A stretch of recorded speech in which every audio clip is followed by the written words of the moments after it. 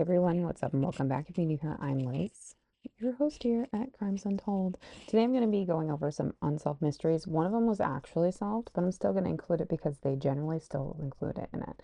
So if that piques your interest, I highly suggest you subscribe, turn your post notification on all. That way you know whenever I upload. Let's get into today's true crime cases, shall we?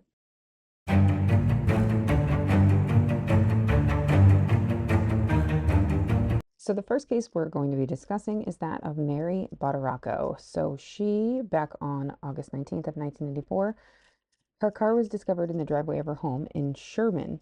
Inside were inside the home, her car keys were on the counter, her wedding ring was also left.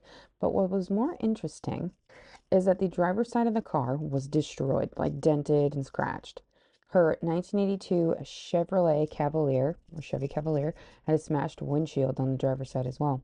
Dominic Badaracco, who was her husband, had stated to the police that he didn't report his wife missing and that Mary had taken $100,000 in exchange for the family home. So he gave her 100K in exchange for the family home and that the couple had planned on divorcing.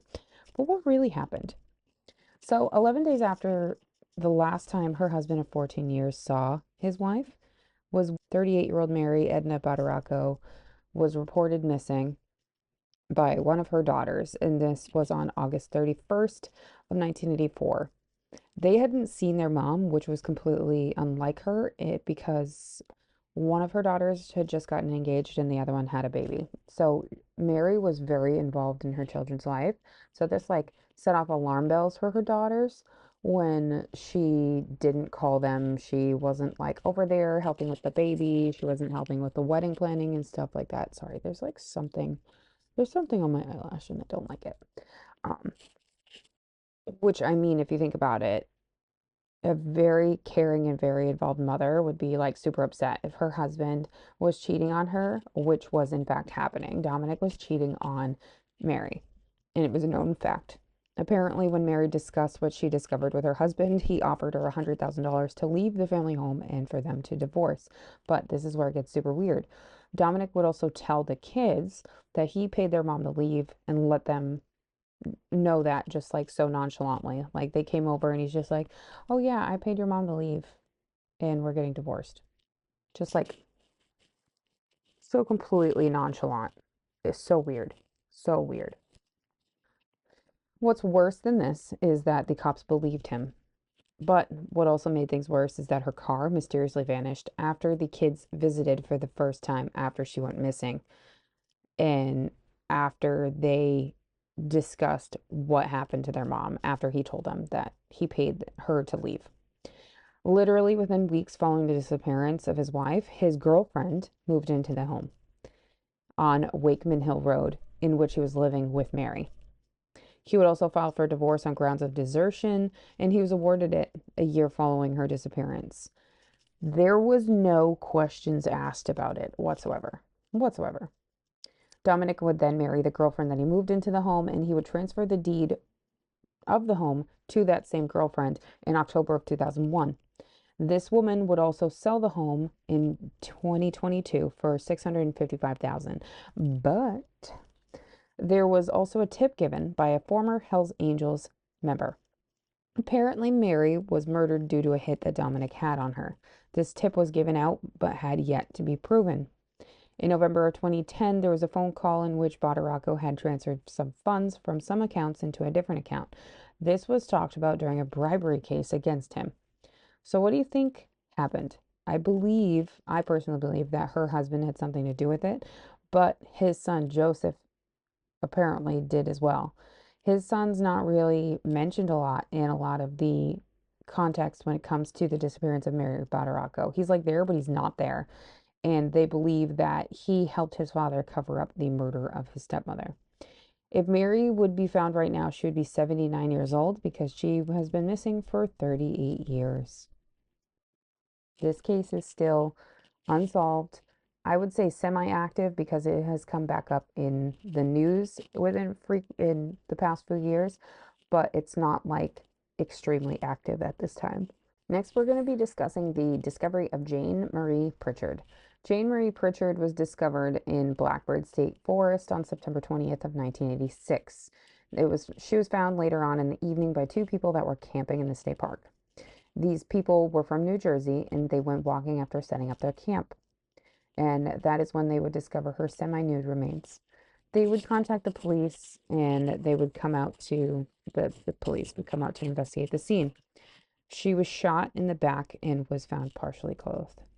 The actual weapon in which caused her wound hasn't been determined or like fully determined, but it's listed as an unknown weapon on most like context when it comes to this case. But I will say one of the sources I have listed in my description box, which you'll see, states that she was shot with a shotgun, but other sources have it listed as unknown, so I don't understand that. According to her notes that she kept, the last entry she had was at around 10 a.m. She was a very detail-oriented woman due to her studying for her master's in botany at the University of Maryland. And she was in the area due to her studying the hog peanut and how sunlight causes the leaves to turn towards the sun. Her car, which was a 1980 Chevrolet Blazer, was pulled off to the side of a dirt road, and I'm sure this was searched as well. If it wasn't searched, then they're just really dumb. There was an unknown Caucasian male seen near her, and a composite was rendered in order to help aid in identifying this male, but there was no leads from it at all. This male was said to be wearing some blue jeans and a brown jacket, and he also was said to be of medium build, had a beard, and was about 5'9" or 5'10" in height.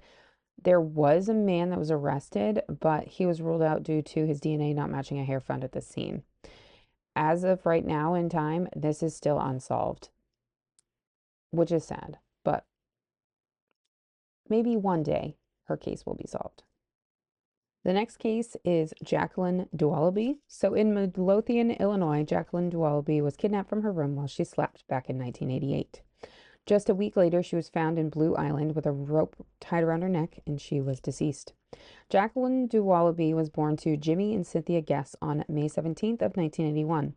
Her mother was a teenager and her father was in his early 20s when they would start dating, and ultimately they would be together for about 7 years until they split, which was amicable. Her parents, Jacqueline would be born following her parents splitting, but there was a custody battle that followed this. So their split was amicable, but the custody of Jacqueline is what really like caused a little bit of turmoil, we'll say. With the custody battle, Cynthia would end up winning.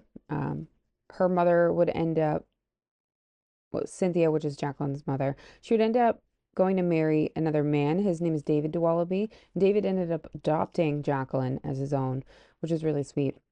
She would end up having a younger half brother, David, but overall, they would have a very simple and good natured upbringing. Jacqueline was a typical young, happy girl who loved to play with her toys and was friends with many, many of the children at the elementary school that she attended. The family was also living a good life or like a normal life and would end up residing in Midlothian, Illinois, which is a middle class section of Illinois. And it's surrounded by a multitude of natural reserves, which is like it's ideal. This is the like surroundings and the location that you want for an ideal upbringing for your children. By the summer of 1988, Cynthia discovered that she was pregnant with her third child, so her second with her husband and her third child overall. On the evening of September 9th of 1988, Cynthia would get some KFC with Jacqueline and David while David was at the Blue Island bowling alley with his friends. He would return home around 9:20, and it is said around 10:30. That's when Jacqueline would say goodnight to her mother, and she would end up reading the Sears catalog in her bed. David Sr. would also go to bed around the same time. Cynthia, just a half an hour later, would go check on Jacqueline, and Jacqueline was safe and asleep. Cynthia, following this, would go check on David and as well leave the doors slightly open. She would go to sleep following this. You know, the normal end of night mom shift. The next morning on September 10th, David woke up and immediately noticed that something wasn't right. Jacqueline wasn't watching cartoons in the family living room, which is something she would always do. So he would go and check her room, but noticed that Jacqueline wasn't there. Her dressers were open, some clothes was all over the place, and there was a blanket missing from her room. Weird. He assumed after not seeing her that she was maybe outside playing with a friend, so he would just kind of continue on his day. About an hour later, this is when he would bring Cynthia some coffee after she woke up and discussed, hey, Jacqueline's not in her room. And he talked about what he found this morning. Instantly, all the alarm bells go off in her head. They would search the home and saw that the kitchen door was slightly open, but that isn't all. They would also check the basement and they saw that the window in the basement was smashed and the screen door of the basement was cut. Following this discovery is when they called the police. I will say this case, they did do a Lifetime movie about this because they ended up charging them in connection to the murder of her, but they were acquitted. Um, and this still remains unsolved. Police believe that David and Cynthia had something to do with the death of Jacqueline, but I don't think so. It is very good, very, very good Lifetime movie. I will say that. Kelly-Lynn-Albright disappeared from her family home on September 17th of 1970 and later was found deceased. On September 18th of 1970, so just a day later, in Hutchinson, Kansas, her remains were found, well, they believe she died the day after she went missing. I should say that. Her remains were found 4 days later in a sorghum field, where she was stabbed 18 times and she was indeed sexually assaulted, and her remains were naked. But who would have done this to this little girl? She was said to have had a bright future ahead of her and that she was a very pretty girl. It is a common belief that the man that is responsible for this is Glenn Davis, as has always listed as a probable perpetrator. He was suspected in her murder, but he died prior to the cops wanting to question him in regards to the murder. He was a family friend, and it is said that he was in the area when Kelly went missing. His alibi was that he was deep cleaning his car the day that after she went missing, and he had nothing to do with it. But you see, this man ended up in trouble anyway with the law. He was convicted on multiple charges of indecent liberties with a child less than 14 years of age in aggravated incest back in 1995. He did spend some time in prison prior to his death, which is why he couldn't be questioned again when it came to the murder of Kelly. There was DNA evidence that was taken from Kelly's body, but what happened to it? Did they lose it? At this time, this case still hasn't been reopened and is closed, but unsolved. I don't know. You explain it to me. I don't know. On October 27th of 1961, Betty-Gail-Brown was found strangled to death with her own bra in the front of the Old Morrison building at Transylvania College. She was deceased in her car. Specifically, she was found on the driver's side with her own bra wrapped around her neck. Prior to her being found, she was last seen leaving to head to Forer Hall for a biology study session. Her murder devastated the entire community due to how well she was known and loved. There was a man who confessed to her murder, but the trial ended up in a hung jury, and this was in 1965. His name was Alex Arnold Jr. He would confess to her murder 5 years after. He claimed that he was looking for somewhere to sleep and he would end up wandering from a bar he was at to Gratz Park. But that was too crowded, so he ended up at Transylvania's campus, where he would find Betty-Gail-Brown apparently messing around with another woman.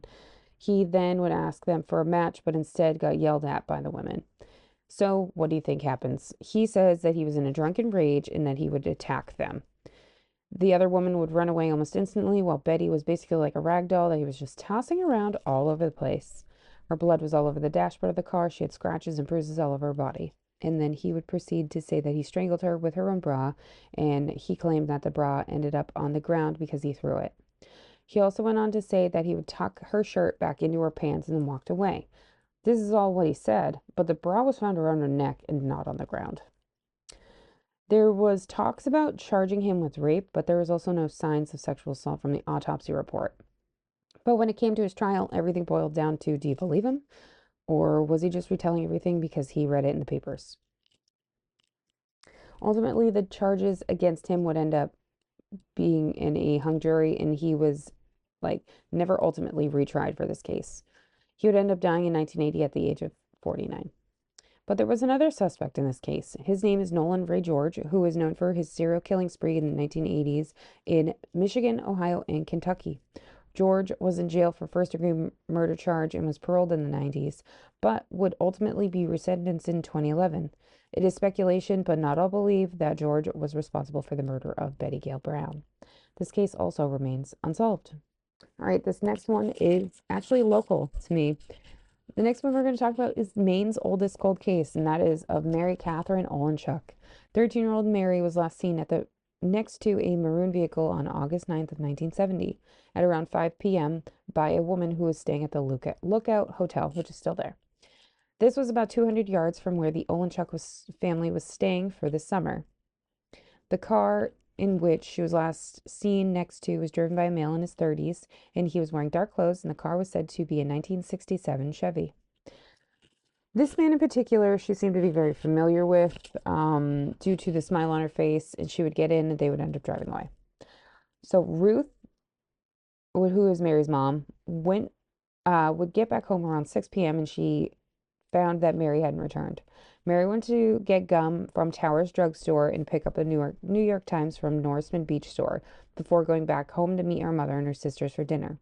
You see, they had been to Little Beach that afternoon, and at around 3, this is when Mary ended up going home to change prior to going back into town to get those things.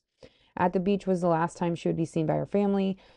When Ruth realized that Mary wasn't home, she would go to the neighbors, look for Mary. They didn't see her. And it was around 7 p.m. when she would call the police and report Mary missing. The police would search for her, but would only locate her black bike. It was found in an arch of an alcove at the Lookout Hotel, which is near where she was last seen. They also found a pack of gum and a paper bag near it. So she got the things that she needed, but she has disappeared. Almost immediately, there was a concern for Mary due to what they found, and they worked tirelessly to find out where she was. Ultimately, her remains would be found on August 22nd of 1970 at 1 p.m. in a barn at Parsons Estate in Kennebunk. The remains were found by a police officer for the town.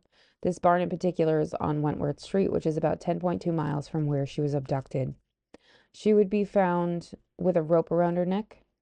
What was assumed was a dead bird with a foul smell was actually Mary. She was beneath hay and was like she was decomposing. It was determined that she had been dead for a few weeks due to the decomposition. She wasn't sexually assaulted, but there was a quarter-inch rope found tightly wrapped around her neck 5 times and knotted twice in the back. This was determined during her autopsy, in which happened at Thayer Hospital. Investigators would go back to the barn and they found a Bible that was actually taken from the Idleys Motel, which is nearby as well.